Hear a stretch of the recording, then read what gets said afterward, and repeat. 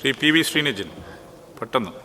Sir, RCCയിലും MCCയിലും പുതുതായിട്ട് ആരംഭിച്ച robotic സർജറിയിലൂടെ എത്ര പേർക്ക് സർജറി നടത്തിയെന്നും ക്യാൻസർ ചികിത്സ ഏകോപിപ്പിക്കുന്ന ക്യാൻസർ ഗ്രിഡിന്റെ പ്രവർത്തനം ഏത് രൂപത്തിലാണെന്നും വിശദീകരിക്കാവും. Yes minister please. സർ, ബഹുമാനപ്പെട്ട മുഖ്യമന്ത്രിയാണ് നമ്മുടെ ക്യാൻസർ ചികിത്സാ രംഗത്ത് വലിയ ഒരു ചരിത്രം സൃഷ്ടിച്ചുകൊണ്ട് റോബോട്ടിക് സർജറി ഉദ്ഘാടനം ചെയ്തത്.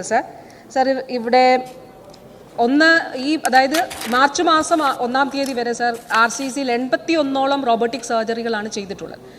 RCC കഴിഞ്ഞിട്ടൊരു 3-4 മാസം കഴിഞ്ഞിട്ടാണ് MCCയിൽ ആരംഭിച്ചത്. അവിടെ ഏതാണ്ട് 50ഓളം റോബോട്ടിക് സർജറികൾ ഇതിനോടകം ചെയ്തു കഴിഞ്ഞു സർ.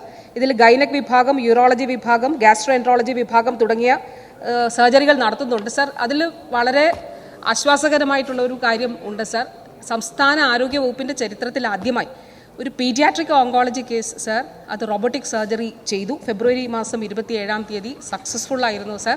അപ്പോൾ തീർച്ചയായിട്ടും നമുക്ക് വലിയ ആത്മവിശ്വാസം നൽകുന്ന ഒന്നാണ് ഇത് എന്നുള്ളത് എടുത്ത് പറയാനായിട്ട് ആഗ്രഹിക്കുന്നു. അതോടൊപ്പം സർ ക്യാൻസർ ഗ്രിഡ് ഞാൻ നേരത്തെ ഉത്തരത്തിൽ പറഞ്ഞു കഴിഞ്ഞു സർ.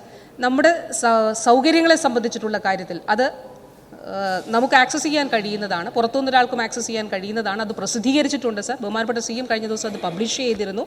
അപ്പോൾ ഈ ക്യാൻസർ ഗ്രിഡിൻ്റെ അടിസ്ഥാനത്തിൽ എവിടെയൊക്കെയാണ് നമുക്ക് ചികിത്സാ സൗകര്യങ്ങൾ, പരിശോധനാ സംവിധാനങ്ങൾ ഉള്ളത് എന്നുള്ളത് വളരെ കൃത്യമായിട്ട് മനസ്സിലാക്കാനായിട്ട് കഴിയും. അതിൻ്റെ അടിസ്ഥാനത്തിൽ ഒരു ആശയക്കുഴപ്പവും ഇല്ലാതെ വ്യക്തിക്ക് മുന്നോട്ട് പോകാനായിട്ട് കഴിയും. ആരോഗ്യ പ്രവർത്തകർക്കും അവരുടെ പ്രവർത്തനങ്ങളിൽ ഇത് ഒരു മാർഗദർശിയായിട്ട് നിലനിൽക്കും സർ.